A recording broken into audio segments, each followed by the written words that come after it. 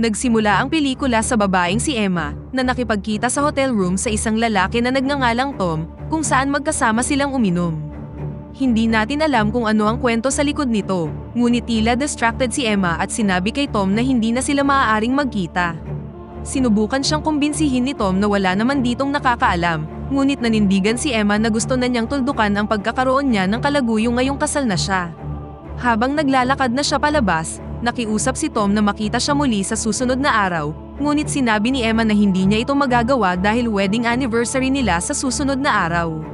Kinabukasan, binisita ni Emma ang kanyang asawa na si Mark sa kanyang pinagtatrabahuhan, kung saan binigyan siya ng kanyang assistant ng mga bulaklak at binati siya ng happy anniversary. Nang pumasok siya sa opisina ng kanyang asawa, nakita niya ang isang confidential police file na nagdedetalye noong oras na pinagnakawan at sinaksak siya ilang taon na ang nakakaraan. Kasunod nito, ipinakita ang flashback ng nabigong robbery na nauwi sa pagkasugat sa mata ng salarin. Hindi nagtagal, nagambala si Emma nang pumasok sa opisina ang kanyang asawa at dito nabunyag na si Mark ay isang big shot na abogado na ang pinakahuling kaso ay ang pagpapawalang bisa sa parole ng lalaking umatake kay Emma noon. Tinanong ni Emma kung namimiss niya ang paglalagay ng mga tao sa bilangguan sa halip na pagpapanatili sa kanila sa loob. Ngunit si Mark, na ngayon ay nagtatrabaho na bilang isang criminal attorney, ay sinabing mas gusto niya ang pera. Pagkatapos ay sumakay silang dalawa sa elevator, kung saan sinamahan sila ni Tom sa sumunod na palapag. Dito nabunyag na tinitikman ni Tom ang asawa ng kanyang amo, at kumilos ang dalawa na parang hindi nila kilala ang isa't isa. Pagkatapos ay pumunta sina Mark at Emma sa isang restaurant para sa kanilang anniversary dinner, at binigyan siya ni Mark ng isang diamond necklace bilang anniversary gift. I wanted to surprise you tonight. Thought we weren't doing gifts. Thank you. Naghanda din si Emma ng regalo para sa kanya, isang pares ng mga tiket sa Super Bowl, ngunit tinanggihan ito ni Mark at sinabing walang kwenta ang team ngayong taon.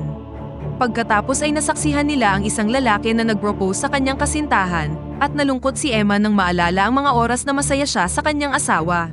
Pagkatapos ay isinuot na sa kanya ni Mark ang kwintas, at dito natin malalaman na 11 taon na silang kasal. Pagkatapos ng hapunan, nilagyan ni Mark ng piring ang mga mata ni Emma at nagbigay sa kanya ng sorpresa sa pamamagitan ng pagmamaneho sa isang liblib na lake house na dati nilang pinupuntahan noong mga bata pa sila. Lake house. Pagdating nila doon, nagpa siya si Emma na galugarin ang bahay at nakakita ng isang madilim na silid na puno ng mga larawan nila. Binuksan niya ang isang turntable at ngumiti habang inaalala ang mga masasayang panahon nila noon. Umakyat si Emma sa hagdan, kung saan sinundan niya ang mga rose petals papunta sa kwarto, at naabutan si Mark na naghihintay na may dalang 2 baso ng alak. Binigyan niya ito ng taos-pusong paghingi ng tawad sa hindi niya pagiging mabuting asawa, at sinabi kay Emma na gusto niyang ayusin nila ang mga bagay mula sa sandaling ito. Pagkatapos nito, alam niyo na ang sunod na nangyari. Kinaumagahan, nagising si Emma at nakita ang kanyang asawa na nakaupo sa tabi niya.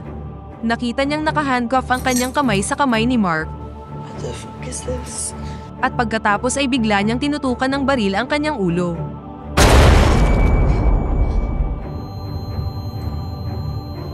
Sinubukang sumigaw ni Emma para humingi ng tulong, ngunit walang tao sa paligid. Sinubukan niyang tawagan ang mga pulis sa telepono, ngunit pati ito ay hindi rin gumagana. Sinubukan niya ring barilin ang handcuff, ngunit wala nang lamang bala ang baril. Nang wala ng ibang choice, kinaladkad niya ang bangkay ni Mark sa walk-in closet at nakita ang kanyang damit pangkasal na nakasabit doon. Kinuha niya ang damit at makikita nating may safe sa likod nito. Inilagay ni Emma ang damit sa ilalim ng katawan ni Mark para mas madali niyang mahila siya, ngunit nang pababa na siya ng hagdan, aksidenteng nahulog si Emma kasama ang bangkay. Sinubukan ni Emma na hanapin ang kanyang telepono, ngunit nalaman niyang nakalubog ito sa flower vase, at nang kunin niya ang cellphone, nalaman niyang hindi na ito maisasalba. Tiningnan niya ang bawat drawer at cabinet sa kusina, kung saan nakita niya ang isang susi ng sasakyan. Pagkatapos ay sinikap ni Emma na makapunta sa sasakyan, kasama ang katawan ni Mark na literal na nagpapabigat sa kanya. Nang sinubukan niya itong paandarin, hindi nag-i-start ang sasakyan dahil ganap na walang laman ang tangke ng gasolina. Biglang nag-play ang wedding song nila ni Mark, na may voice recording ng kanyang yumaong asawa, na agresibong nagpapaliwanag na ginawa niya ito dahil walang utang na loob si Emma. Lumalabas na alam niya ang tungkol sa relasyon nila ni Tom, at sa makatuwid ay tumanggi siyang patawarin siya at hayaan siyang magkaroon ng masayang buhay. Bumalik si Emma sa loob ng bahay upang hugasan ang dugo sa kanyang mukha, ngunit na-realize niyang hindi na maalis ang kwintas na ibinigay sa kanya ni Mark kagabi. Labis niya itong ikinadismaya hanggang sa makaisip siya ng isa pang ideya. Pumunta siya sa basement, iniisip na maaari siyang makahanap ng ilang hardware doon, ngunit sa kasamaang palad, wala ding laman ang lugar. Nagsimula siyang magalit tungkol sa kung gaano kaipokrito ni Mark, dahil meron din naman siyang ibang mga babae noon, nang maalala ang oras na tinanggal niya ang isang lipstick sa kanyang damit. Sa pagkainis, buong lakas niyang hinila si Mark pabalik sa itaas, at humiga sa sahig dahil sa pagod. Pagkatapos ay nagpa siya si Emma na bisitahin muli ang madilim na silid, at sa pagkakataong ito, nakita niya ang mugshot ng lalaking umatake sa kanya sa tangkang pagnanakaw, na nakita natin sa flashback kanina. Nakahanap din siya ng record player na merong nakalagay na play me, at nagpatuloy sa pagplay nito. Nalaman niya na ito ay isang recording ng kanyang sarili habang ini-interview tungkol sa attempted robbery. Nabunyag na nagawang saksakin ng salarin si Emma sa likod, ngunit nagawa din niyang saktan ang lalaki sa pamamagitan ng pagsaksak sa mata nito. Nang matrigger ang kanyang nakaraang trauma, hindi na nagawang mapakinggan ni Emma ang natitirang bahagi ng recording. Nang bumalik si Emma sa sala, na-realize niyang may tao sa labas ng pinto. Lumalabas na si Tom ito, ang lalaking nakarelasyon niya. Sinabi ni Tom na nagmamadali siyang pumunta doon pagkatapos makatanggap ng mga text message mula kay Emma na nagsasabing nasa trouble siya. Obviously, alam nating lahat na hindi si Emma ang nagpadala ng mga text message na ito, kundi ang asawa niyang si Mark. Matapos mapansin kung ano ang nangyayari kay Emma, sinabi ni Tom na ni-raid ng FBI ang opisina ni Mark at nakakita ng mga irregularidad sa kanyang buong career. Naiintindihan na ngayon ni Emma kung bakit nangahas si Mark na barilin ang kanyang sarili, at sinabi kay Tom na kailangan na nilang tumawag ng pulis sa lalong madaling panahon dahil naniniwala siyang gumawa si Mark ng detalyadong plano para i-set up sila. Gayunpaman, nang lumabas si Tom upang kunin ang kanyang telepono mula sa sasakyan, nakita nila ang isang truck sa di kalayuan na patungo sa lake house. Si Tom, na nakaramdam ng kahina-hinala, ay nagpas siyang lumabas at sinabihan si Emma na huwag buksan ang pinto sa sinuman maliban sa kanya. Kalaunan, huminto ang truck sa harap ng lake house, at kumpiyansang kinumpronta ni Tom ang lalaking lumabas. Ang kanyang pangalan ay Jimmy, at iginiit na pumunta siya upang ayusin ang isang sumabog na tubo sa bahay.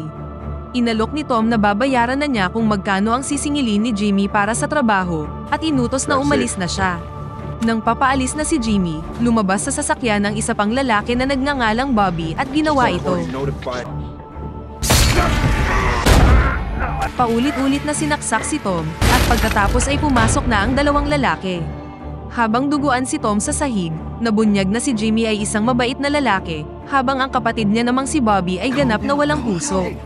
Habang tumitingin sa paligid ng bahay ang dalawang lalaki, nagawa ng makalabas ni Emma, habang hila-hila ang bangkay ni Mark.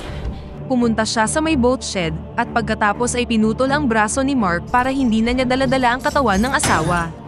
Hindi nagtagal, nakita ni na Jimmy at Bobby ang katawan ni Mark, ngunit wala na doon si Emma.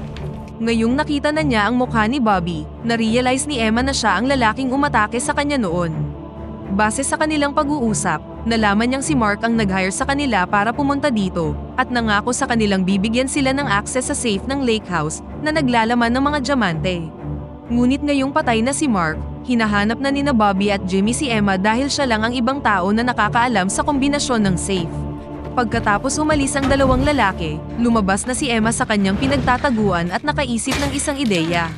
Samantala, pinag-aralan ni Jimmy ang safe at ipinaalam kay Bobby na nangangailangan ito ng kombinasyon at fingerprint, kaya bumalik si Bobby para kunin ang bangkay ni Mark. Sa kabilang banda, hinila ni Emma ang isang tangke ng gasolina ng bangka sa nyebe, ngunit ito ang sumunod na nangyari. Muntik na siyang mahuli nang lumabas si Jimmy ng bahay upang hanapin siya, ngunit buti na lang ay nakapasok na siya sa garahe ng sasakyan, at sinimulang magbomba ng gasolina sa fuel tank ng sasakyan. Sa kasamaang palad, ang prosesong ito ay gumawa ng ilang ingay, na nag-udyok kay Bobby na mag-imbestiga. Mabilis na nagtago si Emma sa ilalim ng sasakyan, habang si Bobby ay maingat na siniyasat ang lugar, at pinaputok ang isang gulong upang matiyak na hindi makakaalis si Emma gamit ang sasakyan. Lumayo si Emma mula kay Bobby at pagkatapos ay lumabas na ng garahe. Bumalik siya sa loob ng bahay, habang si Jimmy naman ay busy sa pagkaladkad sa bangkay ni Mark sa loob. Si Bobby, na naramdamang merong kahina-hinala, ay sumunod sa kanyang likuran, at natrap si Emma sa may hagdanan, sa pagitan ni Bobby sa basement at Jimmy sa harap ng pinto. Matalinong pinindot ni Emma ang car alarm, at matagumpay na na-distract sina Bobby at Jimmy, na nagmamadaling bumalik sa loob ng garahe upang mag-imbestiga. Ginamit ni Emma ang maikling pagkakataong ito para magdalamhati sa pagkamatay ni Tom. Samantala sa labas ng bahay, ipinaliwanag ni Bobby kay Jimmy na tumatanggi siyang makaalis ng bahay si Emma, dahil naiinis pa rin siya sa katotohanang inilagay siya nito sa likod ng mga rehas sa nakalipas na 10 taon. Bumalik sila sa loob ng bahay at patuloy na hinanap si Emma, dahil alam nilang nagtatago lang siya sa kung saan sa loob. Umakyat si Bobby upang suriin ang ikalawang palapag, habang si Jimmy naman ay nanatili sa ibaba ng bahay. Pagdating doon, narinig ni Bobby ang isang ingay mula sa attic. Kalaunan, pumunta siya doon at nagsimulang dalugarin ng paligid, nang biglang lumabas si Emma sa kanyang pinagtataguan at inatake siya. Pagkatapos ay kinuha niya ang susi ng kanyang sasakyan, habang si Jimmy naman na narinig ang kaguluhan, ay nagmamadaling umakyat at naabutan ang kanyang kapatid na walang malay. Hinampas ni Emma si Jimmy ng golf club, ikinulong siya sa loob ng isang silid, at sinira ang doorknob. Pagkatapos ay nagmamadaling lumabas si Emma, at sinubukang paandarin ang sasakyan. Ngunit si Bobby, na ngayon ay gising na, ay sinubukan siyang pigilan. Habang nangyayari ito, nagawang makuha ni Emma ang isang telepono at dinayal ang 911. Lumapit si Jimmy sa kanila at nakiusap kay Bobby na itigil na ito, at umalis na sila bago pa dumating ang mga pulis. Gayunpaman, masyadong matigas ang ulo ni Bobby, at nagpatuloy siya sa pagsipa kay Emma hanggang sa mawalan siya ng malay.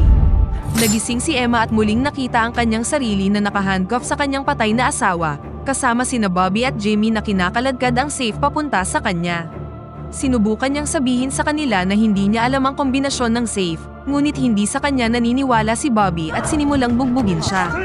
Nagbanta si Bobby na sasaksakin siya muli, na nag-joke kay Jimmy na pigilan siya, ngunit ipinagkibit balikat lang siya ni Bobby. Pagkatapos ay kinuha ni Jimmy ang baril ni Mark at itinutok ito kay Bobby, dahil sawa na siya sa lahat ng karahasan. Biglang nagsalita si Emma na ibibigay niya sa kanila ang kombinasyon, basta tatanggalin nila ang handcuff. Ginawa naman ni Jimmy ang sinabi niya, at pagkatapos ay ibinigay na niya sa kanila ang kombinasyon. Sa huli ay nabuksan na ang safe, ngunit sa kasamaang palad, wala itong laman maliban sa isang engraved metal plate na nagsasabing ang diamante sa loob ay ikinonvert sa kwintas na suot ngayon ni Emma. Nagsimulang magpanik si Emma at sinabing sinubukan niyang tanggalin ang kwintas, ngunit hindi ito natatanggal. Ang walang pusong si Bobby ay handa ng pugutan ng ulo si Emma para lang makuha ang mga diamante, ngunit tumanggi si Jimmy na payagan siya. Pinaalis ni Bobby si Jimmy at sinubukang barilin si Emma, ngunit wala itong bala. Pagkatapos ay nagpatuloy siyang makipambuno kay Emma, hanggang sa mamagitan si Jimmy at nagsimulang maglaban ang magkapatid. Hindi sinasadyang naiuntog ni Bobby ang ulo ni Jimmy sa sabitan ng mga damit, na agad na pumatay sa kanya. Nang matigilan si Bobby sa pagkabigla, bumangon si Emma at kinuha ang isang kutsilyo sa malapit. Kinumpronta siya ni Bobby at nanumpang papatayin siya. Muling nagpambuno ang dalawa, ngunit sa pagkakataong ito, nagawa siyang hampasin ni Emma ng isang mabigat na bagay. Agad siyang lumabas ng kwarto para tumakas, habang si Bobby naman ay muli siyang hinabol, ngunit siya naman ang nakahandcuff sa pagkakataong ito. Matagumpay na nakapunta si Emma sa garahe at pumasok sa loob ng sasakyan ni Mark. Mahigpit siyang sinundan ni Bobby sa likuran, at nagpapanik na pinaatras ni Emma ang sasakyan. At pagkatapos ay bumangga sa isa pang sasakyan. Nang hindi na niya maitulak ang mga sasakyan, nagmaneho siya paabante at nabangga si Bobby sa proseso. Gayunpaman, nadulas ang sasakyan sa nyebe at sa huli ay bumangga sa garahe ng bangka. Si Bobby, na kahit papaano'y ayos pa rin, ay buong lakas na hinila si Mark para makapunta sa bumanggang sasakyan, ngunit wala na si Emma sa loob. Nakita niyang gumagapang si Emma sa nagyayelong lawa at sinundan siya. Muli silang naglaban at nagawa siyang saksakin ni Emma. Ngunit ang epekto ng pagbagsak niya sa lupa ay naging sanhi ng pagkabasag ng yelo, at pareho silang nahulog. Muli silang nagpambuno sa ilalim ng tubig, kung saan kinuha ni Emma ang kutsilyo sa kanyang balikat at sinaksak ang lalaki ng ilang beses. Pagkatapos ay lumangoy na si Emma paitaas at gumawa ng daan mula sa matigas na yelo. Sa huling eksena, makikita si Emma na nakahiga sa ibabaw ng nagyayelong lawa. Tinanggal niya ang kanyang wedding ring, pinagulong ito sa tubig. Habang maririnig sa background ang mahinang sirena ng pulisya, at dito na nagtatapos ang pelikula. Pakipindot naman ng like button kung nagustuhan mo ang pelikula at kung hindi naman, pindutin mo ng 2 beses ang dislike button para lang makasiguro.